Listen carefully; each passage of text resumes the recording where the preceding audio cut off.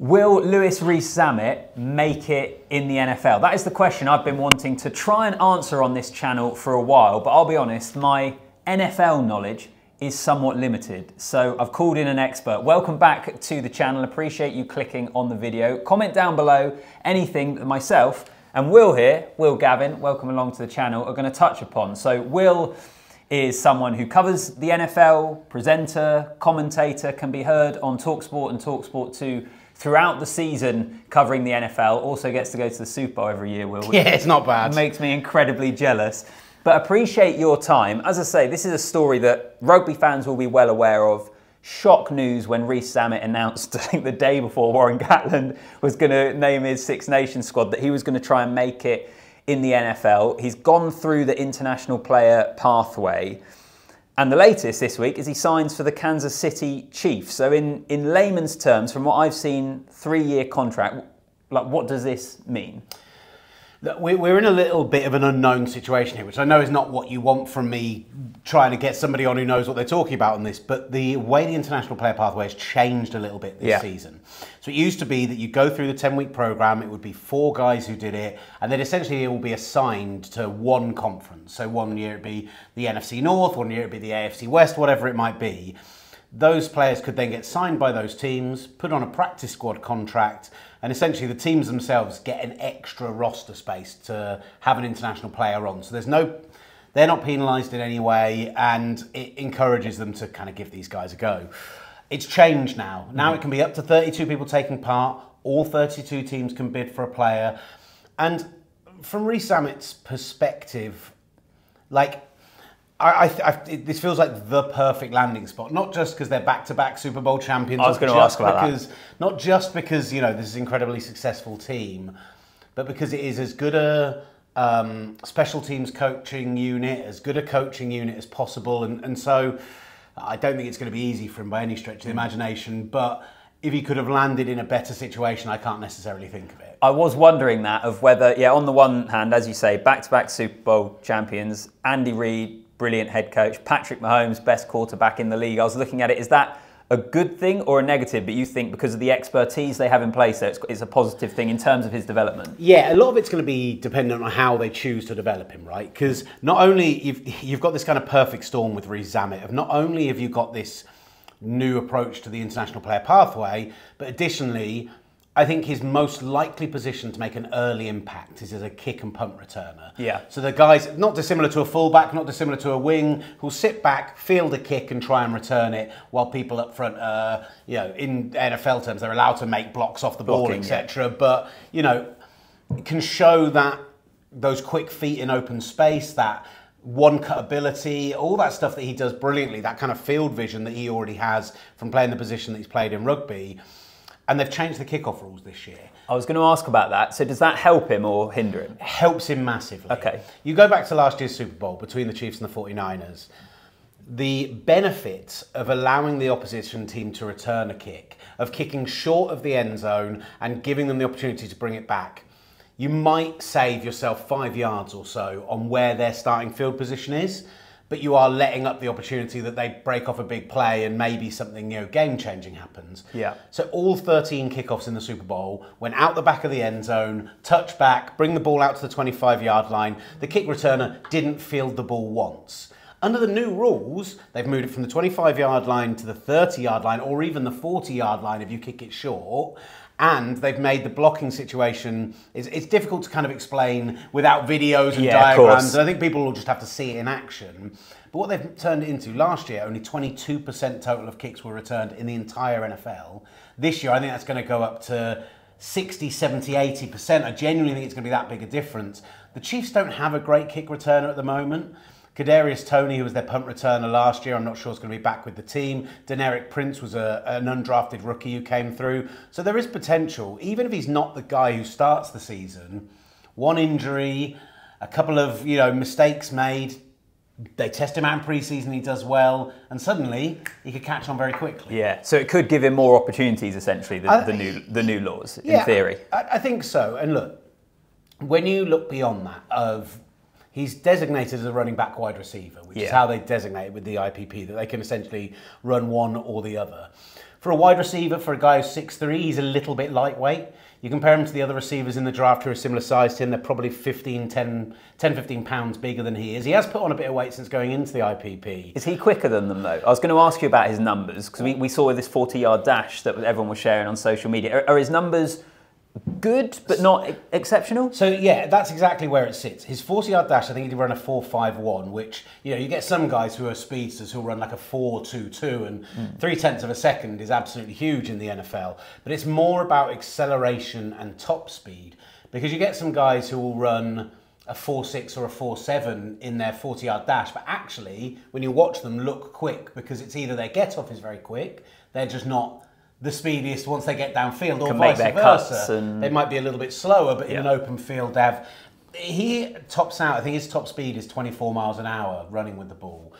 In the NFL, nobody's topped 23 before, but we've not seen him do it with pads on, with helmet on, with all that, those extra things. So I think that does offer him a real opportunity. Other than that, his numbers were, I would say they were unremarkable if he was going into the draft as a college player. But as a guy who hasn't competed in the NFL before, they look like pretty good numbers, and they're not going to put anyone off. That's kind of what he needed, really. And are they good numbers because, yeah, he might not be the fastest player in this draft class, but he is quick, plus he's also 6'3" as well. He's got that combination. Yeah, I think my only concern is his size, is how he's going to take the style of hitting in the NFL. Yeah. Like the bulk of it, all that sort of thing. So if he does play wide receiver, he does play running back, he does look a little lightweight for those positions. There are guys who do. There's a guy who plays for the, a guy called Devonta Smith who plays for the Eagles, who they call the Slim Reaper, because he's like 6'1" and stick thin. Like he'd make you look overweight, let alone me. So, you know, there are, I love that the NFL allows for different body types to do these things, right? Yeah.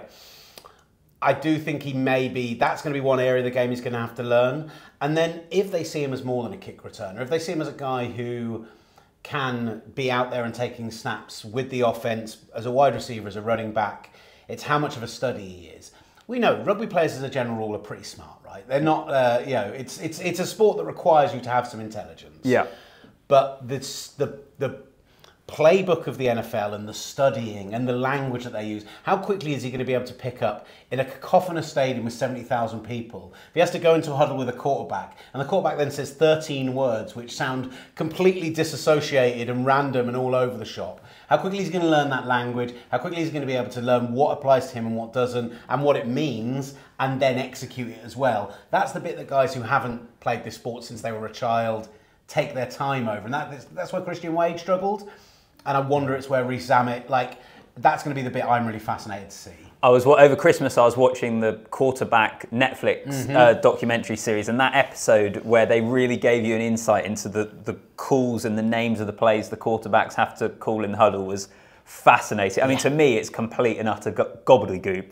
And I'd imagine for Rees-Zammit, that's exactly how it's going to sound. And because you don't want the defense on the other side to be able to identify what your play call is, every team has a different language. So you know, what is a wasp route to one team might be a t-shirt route to another team. It could be anything. Like, it's so, and that's why the people who move around in the league a lot, who sit on the outside of rosters, quarterbacks who play like second or third string, that always amazes me that they can go to a new team and pick all that stuff up in a week. Yeah. So Rees-Zammit's got a whole summer. He's working with, like I say, a team that will nurture him properly and love to find those inches, those winning margins. So I love the spot. I'm fascinated to see how he handles the whole thing. And just finally, Will, before I let you go, kind of try and give us an indication of how difficult is it? And I think there's two strands to this, because on the one hand, I think I've seen it's a 3-year contract he signed with the Chiefs and around 700k, which in terms of we're looking at the financials, he might already look at that compared with what he'd have been getting in rugby and think, brilliant, he's already doing incredibly well from that kind of financial point of view. But in terms of how hard is it for him to actually get an active roster spot? I think I looked up some of the numbers. So since the international player pathway started, 37 players signed on teams, 18 are currently on rosters, and 5 have been or are on active rosters. Like, just give an indication of what a big challenge it is going to be for him. It's really difficult to identify, because I'd love to see those numbers broken down by position as well. Because the guys who play in the trenches, the guys like Efe Abada, like Jordan Mailata, who have gone and... They're the most successful who've done it, right? Exactly. Yeah. But even beyond that, Jack Crawford, the guys who from this country and from further afield who have gone and made a success of it, generally haven't been skill position players. Guys who catch the ball, run with the ball. They've been the big guys in the trenches, the offensive linemen, the defensive linemen. And it's not that those positions don't require more intelligence, but they are much more down-to-down, repetitive, same thing. You've got less of a scope of what you do. So he is slightly disadvantaged already on that basis. He has gone to a team where they are weak at wide receiver. I think it's where they go in the first round of the draft this year. Maybe that offers up an opportunity to him. It's something that they desperately do need more of on their team. On the Chiefs? On the Chiefs, yeah, absolutely. Like, as much as we all know Travis Kelce and Rashee Rice came in and had a brilliant rookie season last year, really beyond that, they don't have any weapons for Patrick Mahomes to throw to. It's meant to be a very strong wide receiver draft this year, so it might be that they go out and draft 2 or 3 and then suddenly it looks more difficult. So it's such a hard question to answer, but the major point is difficult.